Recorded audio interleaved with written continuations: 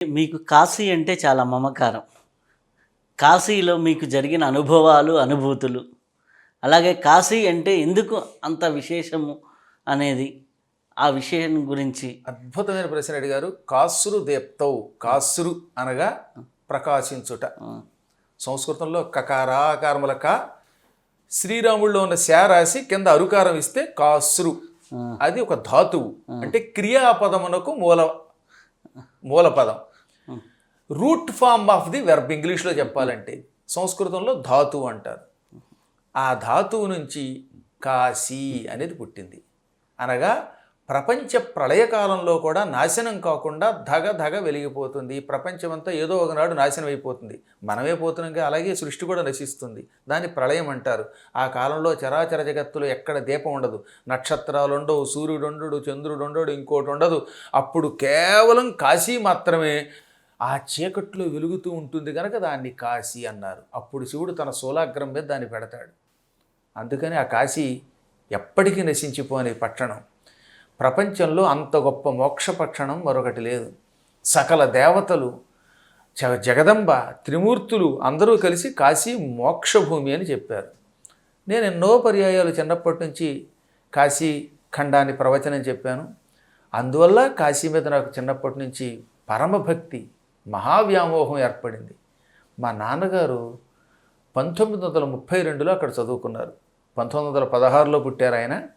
1916 అంటే ఈ ఇంటర్వ్యూ చేసే నాటికి 107 సంవత్సరాల కాలం వచ్చేసింది. అప్పుడు 107 ఏళ్ల క్రితం పుట్టారు ఆయన.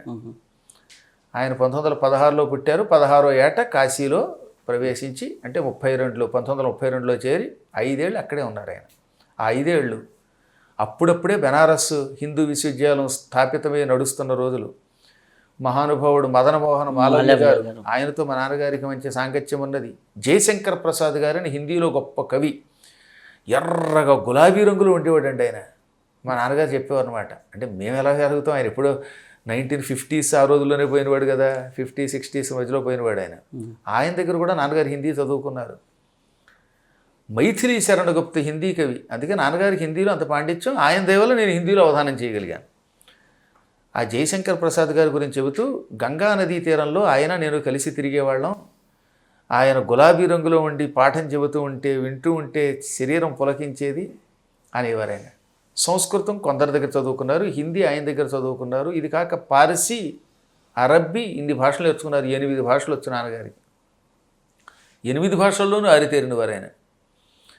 ఆ మహానుభావుడు కాశీ గురించి ఎన్ని చెప్పారండి నాకు. మేము ఆ గంగానది రేవుల్లో తిరిగానరా నాయన. ఎన్నో విశేషాలు చూశాను, ఎంతోమంది ఋషులను చూశాను, మహానుభావులను చూశాను. హరిశ్చంద్ర ఘాట్ దగ్గర శవాలు కాలిపోతున్నప్పుడు ఆ శవాల్లో ఉన్న ఆత్మలు ఏ లోకానికి ఎడుతున్నాయో ఆయన కళ్ళారా చూడగలిగారు. ప్రభుదత్త బ్రహ్మచారి గారి గురించి మీరు ఎప్పుడన్నా గూగుల్లో సెర్చ్ చేయండి, దొరుకుతారు. చాలా గొప్పవారు. ఢిల్లీ దగ్గర వారికి పెద్ద ఆశ్రమం ఉన్నది. ఆయన హిందీలో భాగవతం రాశారు. అబ్బా, ఏం గొప్పవాడండి ఆయన బాబోయ్.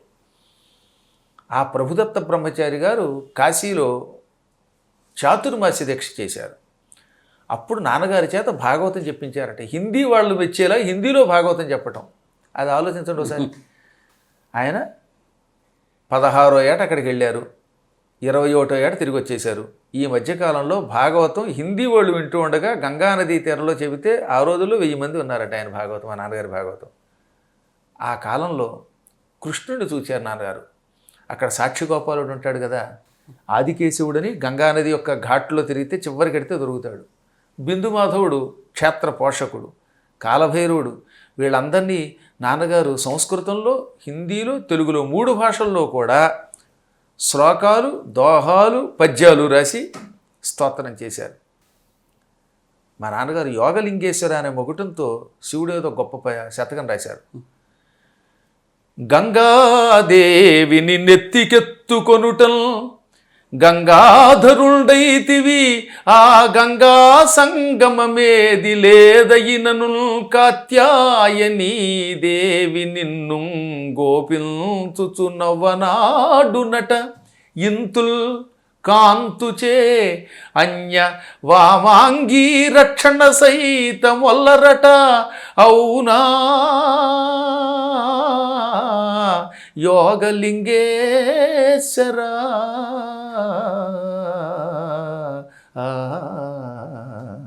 ఆయన ఎప్పుడో చిన్నప్పుడు రాసుకున్న పద్యం. గంగాదేవిని ఎప్పుడూ నెత్తి మీద పెట్టుకుంటావట.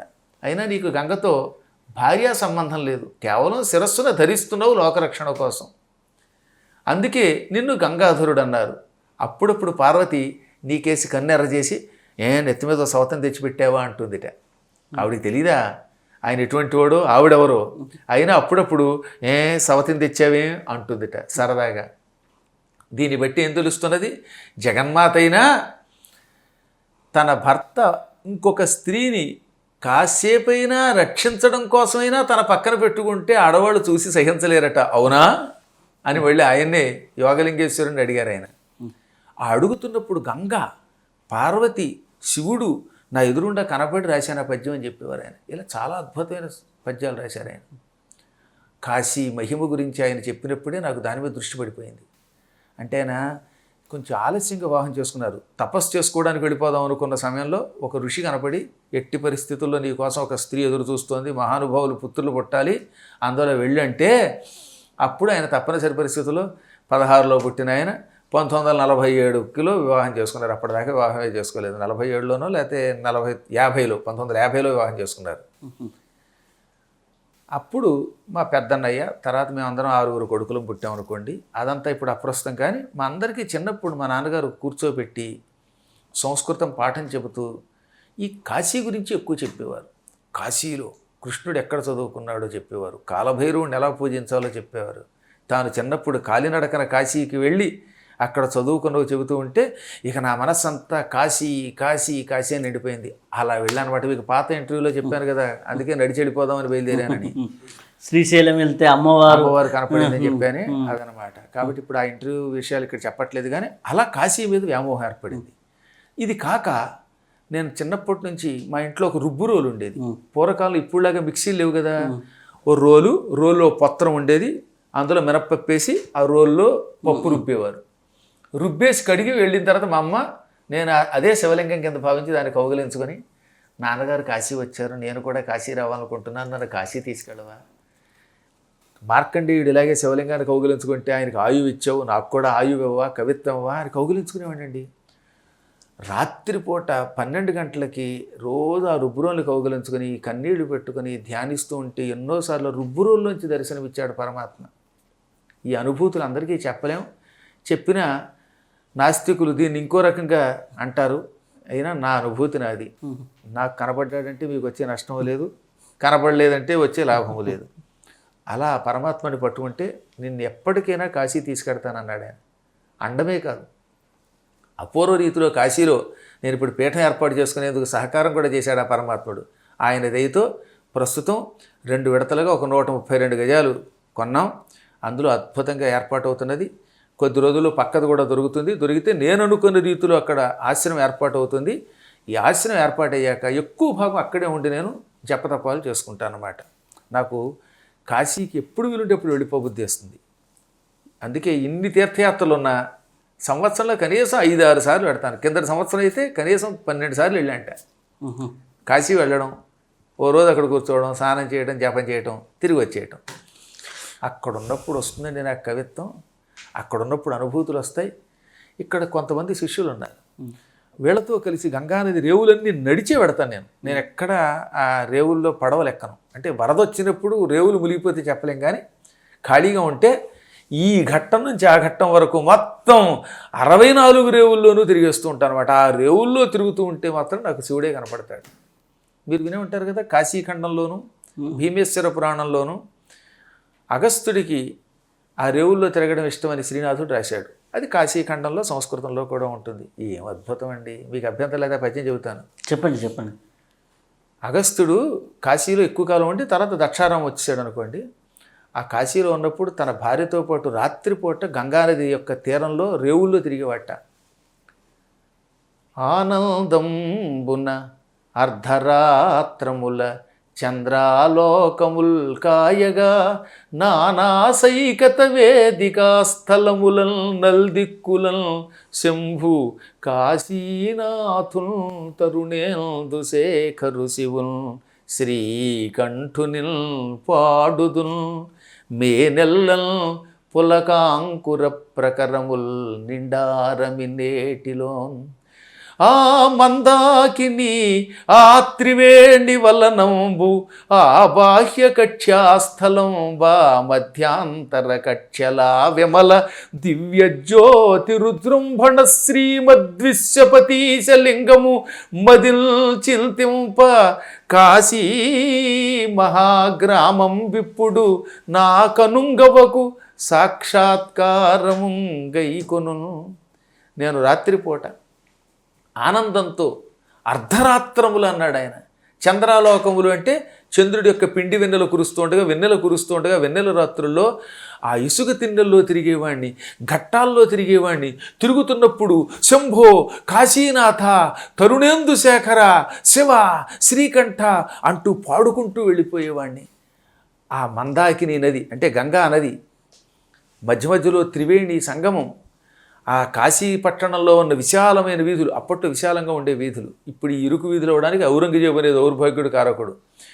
ఆ విశాలమైన వీధులు, శ్రీమద్ విశ్వేశ్వర జ్యోతిర్లింగం, డుంఠి విఘ్నేశ్వరుడు, కాలభైరవుడు, దండపాణి ఇవన్నీ నా కళ్ళ ముందు కనపడుతున్నాయి అని చెప్పేవాడు ఆయన. పద్యాలు గుర్తుకొచ్చి నేనే అగస్త్యుడిని అయిపోతాను అన్నమాట అక్కడికి వెళ్ళాక. అందుకే ఆ రేవుల్లో తెగ తిరిగేస్తాను. తిరిగినప్పుడల్లా శివ శివ కాశీ విశ్వనాథ అంటాను. ఆయన తలుచుకుని పులకించిపోతూ ఉంటాను. అక్కడ రాసిన మీరు చెప్పిన కవిత్వం ఏదైనా ఉందా? సందేహం లేకుండా చాలా పద్యాలు చెప్పాను. అందులో మీకు ఇష్టమైనది? నాకు ఇష్టమైన చెప్తాను. ఆ చెప్పే ముందు ఇంకొక విషయం కూడా చెప్పాలి.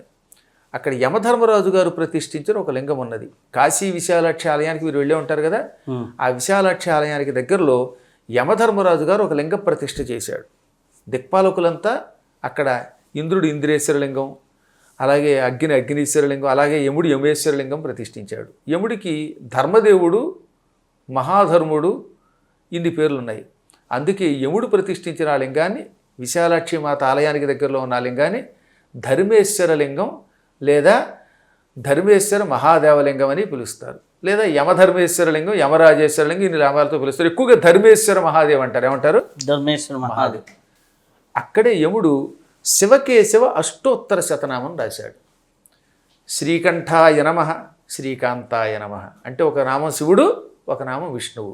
మొత్తం 108 నామాలు. అష్టోత్తర శతము అంటే ఈ 108. అష్ట అంటే 8, ఉత్తర ఎక్కువగా కలిగిన, శత 100, 8 ఎక్కువగా 100 అంటే అర్థం ఏంటి? 108 అనమాట. అది అష్టోత్తర శతం అంటే అర్థం. ఈ 108 నామాల్లో ఎన్ని ఉంటాయి? మొత్తం 54 శివనామాలు, 54 విష్ణునామాలు. దానికి యమధర్మరాజకృత శివకేశవ అష్టోత్తర శతనామాలని పేరు. అవే ఎక్కువ చదివాను నేను అక్కడ. నాకు ఒక మహానుభావుడైన శిష్యుడు ఉన్నాడు. అంత గొప్ప ధర్మాత్ములు చాలా అరుదుగా ఉంటారు. ఆయన చెన్నైలో ప్రముఖ వ్యాపారి, బలాహా కెమికల్స్ అని వారు నడుపుతూ ఉంటారు. ఆయన చాలా గొప్ప డోనరు. ఆ యమధర్మరాజేశ్వరలింగం దగ్గర హిందీ లిపిలో, నాగర లిపిలో, తెలుగు లిపిలో రెండింటిలో కూడా ఇప్పుడు నేను చెప్పిన ఈ 108 నామాలు బ్రహ్మశ్రీ వతిపతి పద్మాకర గురుదేవుల యొక్క సౌజన్యంతో వేశారు శిలాఫలకాలుగా. కాబట్టి మీరు అక్కడికి వెళ్ళినప్పుడు అవి చదువుకోవచ్చు అనమాట. వెళ్ళిన వాళ్ళు తెలుగు వాళ్ళు చదువుకుంటున్నారు, హిందీ వాళ్ళు చదువుకుంటున్నారు. ఇప్పుడు అక్కడికి జనం పరంపరగా పెడుతున్నారు, ఆ నామాలు చూసి తరిస్తున్నారు.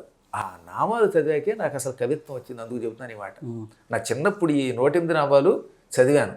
తెలియకుండానే ఈశ్వర కటాక్షంతో నాకు కవిత్వం బాగా పెరిగింది. మొదటి కవిత్వం శ్రీశైలంలో రాశానని చెప్పానుగా మీకు. కవిత్వం పెరగాలి. ఏదో చిన్నప్పుడు మొదట్లో తెలియకుండానే పద్యాలు రాయడం వస్తుందండి. కానీ ఎల్లవేళలా ఆ చిన్న పదాలే సరిపోవు కదా. అతడు పుట్టినాడు, అతడు పెరిగాడు అంటే సరిపోదు, భాష పెరగాలి. అందుకని ఆ పెరగడం కోసం శివానుగ్రహం లభించింది నాకు. అప్పుడు నేను ఒక శతకం రాశాను. ఈ శతకానికి ఒక కారణం ఉంది. శ్రీ నీలకంఠేశ్వరి అనే మొగుటంతో ఒక శతకం రాశాను. అది కాశీ కదా. ఈ కాశీ పేరుతోటి ఆంధ్రప్రదేశ్లో కాశీపాడు అని ఒక గ్రామం ఉన్నది. తాడేపల్లిగూడెం నుంచి భీమవరం పెడుతున్నప్పుడు తాడేపల్లిగూడెం నుంచి భీమవరం వయ్యా పెప్పర వెళ్ళాలి. అప్పుడు చిలకంపాడు లాకులని తగులితే ఆ చిలకంపాడు లాకుల దగ్గర కాశీపాడు అని ఒక పల్లెటూరు ఉంది. ఆ ఊళ్ళో ఆ ఊరి పేరు కాశీపాడు. అక్కడికి ఉపన్యాసానికి పిలిచారు ఎప్పుడో నన్ను. భలే, నాకు కాశీ అంటే ఇష్టం, కాశీపాడుకి ఉపన్యాసానికి పెడుతున్నాను వెళ్ళాను. అది చదువుకుంటున్నప్పుడు చిన్నప్పుడు అనమాట, 1986లో మాట అది. ఆనాటికి అప్పుడప్పుడే కొద్దిగా వేషాలు వస్తున్నాను. నూనూగు వేషాలు వస్తున్నాయి, ఇంకా పూర్తిగా వేషాలు కూడా రాలేదు. మంచి కోమలంగా నేను కూడా గులాబీ రంగులో ఉండేవాడిని అండి అప్పుడు. ఆ గుళ్ళో శ్రీ నీలకంఠేశ్వరుడు కనపడ్డాడు. అచ్చం కాశీ విశ్వేశ్వరలింగంలో అనిపించింది నాకు. కాశీకి వెళ్ళలేనప్పుడు కాశీపాడు వెళ్ళొచ్చు, కాశీపాడులో కాకుండా కాశీకి వెడితే కాశీలో చూడొచ్చని ఈ రెండింటిని దృష్టిలో పెట్టుకుని అప్పుడు ఒక పద్యం రాశాను. చిత్రం ఏంటంటే కాశీపాడు నీలకంఠేశ్వరుడి మీద రాసిన పద్యం కాశీలో రాశాను. అది చెప్పొచ్చేది. శ్రీమన్మంగళ పూర్ణ సుందర శివ శ్రీనామ శ్రీ పార్వతీధామ సర్వసుపర్వ కామిత పరంధామ జపద్రామనామ మోఘీకృత నాస్తిక ప్రముఖ కామా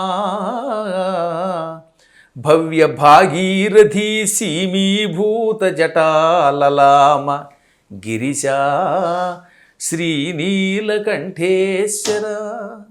నీ నామం ఎంత గొప్పది! శ్రీమంతం, మంగళప్రదమైన, పవిత్రమైన, సుందరమైన శివ అనే నామం కలిగిన వాడి. పార్వతీదేవి ఇప్పుడు నీ పక్కనే శరీరంలో సగభాగం ఉంటుంది. పార్వతీధాముడివి. సర్వ సుపర్వ కామిత పరంధామ. సుపర్వులు అంటే దేవతలు, సర్వసుపర్వులు అంటే దేవతలందరి చేత కోరుకునే పరంధామం నీవే. పరంధామమైన నిన్ను దేవతలు కూడా భక్తితో తలుచుకుంటారు. జపద్ రామనామ. కాశీలో ఉన్నప్పుడు ఆయన రామ అనే నామం జపిస్తూ ఉంటాడు. జపిస్తున్న రామనామం కలవాడ. మోఘీకృత నాస్తిక ప్రముఖ కామ. ఈ నాస్తికుల యొక్క కోరికలన్నీ వ్యర్థం చేస్తావు, నాశనం చేస్తావు. భవ్య భాగీరథీ సీమీభూత జటాలలామ. అంత గంగానదిని నీ జడల్లో సీమీభూతం చేసావు, అంటే లిమిట్ చేసావు, పరిమితం చేసావు.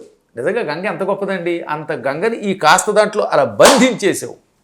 అటువంటి గిరిశ, గిరియందు నిద్రపోతాడు గనక, గిరియందు శయనిస్తాడు గనక, కొండ మీద హిమాలయ పర్వతాల్లో నిద్రపోతాడు గనక ఈశ్వరుడికి గిరీశుడు అని పేరు. గిరీశుడు, గిరీశుడు రెండు వేరు. అటువంటి నీలకంఠేశ్వర. ఇలా ఎన్నెన్ని పద్యాలు అందులో చాలా గొప్పగా 108 పద్యాలు అనుకుంటే 126 పద్యాలు అయ్యాయి.